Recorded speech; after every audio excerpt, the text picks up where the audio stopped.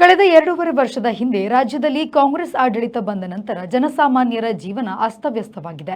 ಇದನ್ನು ಖಂಡಿಸಿ ಮಾರ್ಚ್ 14ರಂದು ಸ್ಥಳೀಯ ಮಟ್ಟದ ಜನಸಾಮಾನ್ಯರಿಗೆ ಆಗುವ ಸಮಸ್ಯೆಗಳನ್ನು ತಿಳಿಸಲು ಪುರಸಭೆ ವ್ಯಾಪ್ತಿಯಲ್ಲಿ ಹಾಗೂ ಗ್ರಾಮ ಪಂಚಾಯತ್ಗಳಲ್ಲಿ ಕಾಂಗ್ರೆಸ್ ಸರ್ಕಾರದ ಜನವಿರೋಧಿ ನೀತಿಯನ್ನ ಖಂಡಿಸಿ ಕಾರ್ಕಳ ಬಿಜೆಪಿ ವತಿಯಿಂದ ಬೃಹತ್ ಪ್ರತಿಭಟನೆ ಮಾಡುವುದಾಗಿ ಬಿಜೆಪಿಯ ಕ್ಷೇತ್ರಾಧ್ಯಕ್ಷ ನವೀನ್ ನಾಯಕ್ ಅವರು ಹೇಳಿದರು. ಅವರು ಕಾರ್ಕಳದ ಪ್ರೆಸ್ ಕ್ಲಬ್ನಲ್ಲಿ ಸುದ್ದಿಗೋಷ್ಠಿ ನಡೆಸಿ ಮಾತನಾಡಿದರು.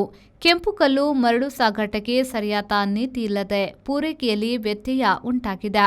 ದುಡಿಯುವ ವರ್ಗಕ್ಕೆ ಕೆಲಸವಿಲ್ಲದೆ ಬದುಕು ದುಸ್ತರವಾಗಿದೆ. ಈ ಸ್ವತ್ತು ಖಾತೆ 9/11 ಏಕವಿನ್ಯಾಸ ಅನುಮೋದನೆ ಸಮಸ್ಯೆಗಳು, ಅಕ್ರಮ ಸಕ್ರಮ ಅರ್ಜಿಗಳ ತಿರಸ್ಕಾರ, 94C ಹಕ್ಕುಪತ್ರ ನೀಡುವಲ್ಲಿ ಅನಗತ್ಯ ವಿಳಂಬವಾಗಿದ್ದು ಹೊಸ ಬಿಪಿಎಲ್ ರೇಷನ್ ಕಾರ್ಡ್ ಮಾಡಲು ಅವಕಾಶ ನೀಡಿಲ್ಲ ಎಂದು ಹೇಳಿದರು. ರಾಜ್ಯ ಬಜೆಟ್ನಲ್ಲಿ ಕರಾವಳಿಯನ್ನ ಸಂಪೂರ್ಣ ನಿರ್ಲಕ್ಷ್ಯ ಮಾಡಿದ್ದು, ಅಭಿವೃದ್ಧಿಗೆ ಅನುದಾನವಿಲ್ಲದೆ ಯೋಜನೆಗಳ ಅನುಷ್ಠಾನವಿಲ್ಲ.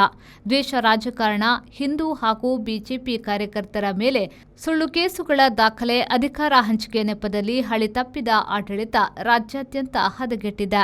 ಇದನ್ನು ವಿರೋಧಿಸಿ ಪ್ರತಿಭಟನೆ ನಡೆಸಲು ನಿರ್ಧರಿಸಲಾಗಿದೆ ಎಂದು ಹೇಳಿದರು. ಜನಜೀವನ ಅಸ್ತವ್ಯಸ್ತ ಆಗಿದೆ. ಸಾಮಾನ್ಯ ಜನರಿಗೆ ಬದುಕುವಂತ ವ್ಯವಸ್ಥೆ ಕೂಡ ಈ ಸರ್ಕಾರ ಬಂದ ಮೇಲೆ ಆಗ್ತಾ ಇಲ್ಲ. ನಮಗೆ ಸ್ಥಳೀಯವಾಗಿ ನಾವೆಲ್ಲ ಹೇಳಬೇಕು ಅಂತ ಹೇಳಿದ್ರೆ, ವಿಶೇಷವಾಗಿ ಯಾರು ಮನೆ ಕಟ್ಟಬೇಕು ಅಂತ ಹೇಳಿ ಹೊರಟಿದಾರ, ಆ ಮನೆ ಕಟ್ಟಲಿಕ್ಕೆ ಬೇಕಾದಂತಹ ಕಟ್ಟಡ ಸಾಮಗ್ರಿಗಳನ್ನ ಈ ಹಿಂದೆ ಬಿಜೆಪಿ ಸರ್ಕಾರ ಇದ್ದಾಗ ಬಹುಶಃ ಇಷ್ಟು ಕಷ್ಟ ಆಗ್ತಿರಲಿಲ್ಲ. ಇವತ್ತು ಕಾಂಗ್ರೆಸ್ ಸರ್ಕಾರದ ತಪ್ಪು ನೀತಿಗಳಿಂದಾಗಿ ಇವತ್ತು ನಮಗೆ ಸರಿಯಾಗಿ ಕೆಂಪು ಕಲ್ಲುಗಳು ಸಿಗ್ತಾ ಇಲ್ಲ, ಮರಳಿನ ಅಭಾವ ಶುರುವಾಗಿದೆ. ನಂತರ ಯಾವುದೇ ಕೂಡ ಎಲ್ಲದಕ್ಕಿಂತ ಮುಖ್ಯವಾಗಿ ದಾಖಲೆಗಳನ್ನ, ಯಾರಾದ್ರೂ ಜಾಗ ಖರೀದಿಯನ್ನ ಮಾಡಿದ್ರೆ ಅದಕ್ಕೆ ಬೇಕಾದಂತಹ ದಾಖಲೆಗಳನ್ನ ಮಾಡ್ಕೊಳ್ಳಿಕ್ಕೆ ಇವತ್ತು ಆ ವ್ಯಕ್ತಿಗಳಿಗೆ, ಯಾರು ಮನೆ ಕಟ್ಟಲಿಕ್ಕೆ ಹೊರಟಿದ್ದಾರೆ ಅವ್ರಿಗೆ ಆಗ್ತಾ ಇಲ್ಲ. ಇವತ್ತೊಂದು 10 ಸೆನ್ಸ್ ಜಾಗವನ್ನ ಖರೀದಿ ಮಾಡಿದ್ರೆ ಮೊದಲು 3,000, 4,000, 5,000 ಕನ್ವರ್ಷನ್ ಆಗ್ತಿತ್ತು. ಗ್ರಾಮ ಪಂಚಾಯತ್ಗಳಲ್ಲಿ 9/11 ಕೂಡ ಸಿಗ್ತಾ ಇತ್ತು. ಆದ್ರೆ ಇವತ್ತು ಈ ಪ್ರಾಧಿಕಾರ ಅಂತ ಹೇಳಿ ಒಂದು ವಿಶೇಷವಾಗಿ ಪ್ರಾಧಿಕಾರ ಅಂತ ಹೇಳುವಂತ ರಚನೆಯನ್ನ ಮಾಡಿಕೊಂಡು ಇವತ್ತು ಜಾಗವನ್ನು 10 ಸೆನ್ಸ್ ಜಾಗವನ್ನ ಖರೀದಿ ಮಾಡಿದ್ರೆ ಕನ್ವರ್ಷನ್ ಮಾಡ್ಲಿಕ್ಕೆ ಕನಿಷ್ಠ 25,000 ರೂಪಾಯಿ ಬೇಕು.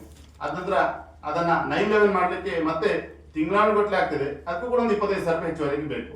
ಇವತ್ತು 9/11 ಕೊಡದೆ ಇಡೀ ಗ್ರಾಮ ಪಂಚಾಯತ್ ವ್ಯಾಪ್ತಿನಲ್ಲಿ ಈ ಸರ್ಕಾರ 9/11ಗಳನ್ನ ಕೊಡದೆ 4 ತಿಂಗಳಾಯ್ತು. 1-2 ತಿಂಗಳಲ್ಲ, 4 ತಿಂಗಳಾಯ್ತು. ಪ್ರತಿ ಗ್ರಾಮ ಪಂಚಾಯತ್ ಅಲ್ಲೂ ಕೂಡ ಕನಿಷ್ಠ 100ಕ್ಕಿಂತ ಮೇಲೆ 9/11 ಅರ್ಜಿಗಳು ಪೆಂಡಿಂಗ್ ಇದೆ.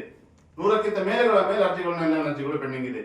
ಈ ಖಾತಾ ಕೊಡುವಂತ ವ್ಯವಸ್ಥೆ ಈ ಸರ್ಕಾರ ಬಂದ ಮೇಲೆ ಆಗ್ತಾ ಇಲ್ಲ. ಅದರಿಂದ ಇದೆಲ್ಲದರ ವಿರುದ್ಧ ಇವತ್ತು ಸಾಮಾನ್ಯ ಜನರು ಮನೆ ಕಟ್ಟಬೇಕು ಅಂತ ಹೇಳಿದ್ರೆ, ಜಾಗ ಖರೀದಿ ಮಾಡಬೇಕು ಅಂತ ಹೇಳಿದ್ರೆ, ಅಥವಾ ಬ್ಯಾಂಕ್ಗೆ ಲೋನ್ ಹೋಗ್ಬೇಕು ಅಂತ ಹೇಳಿದ್ರೆ ಯಾವ ದಾಖಲೆಗಳನ್ನು ಕೂಡ ತಯಾರು ಮಾಡಿಕೊಡುವಂತ ವ್ಯವಸ್ಥೆಗೆ ಈ ಸರ್ಕಾರ ಇವತ್ತು ಅಡ್ಡಗಾಲ ಹಾಕಿದೆ.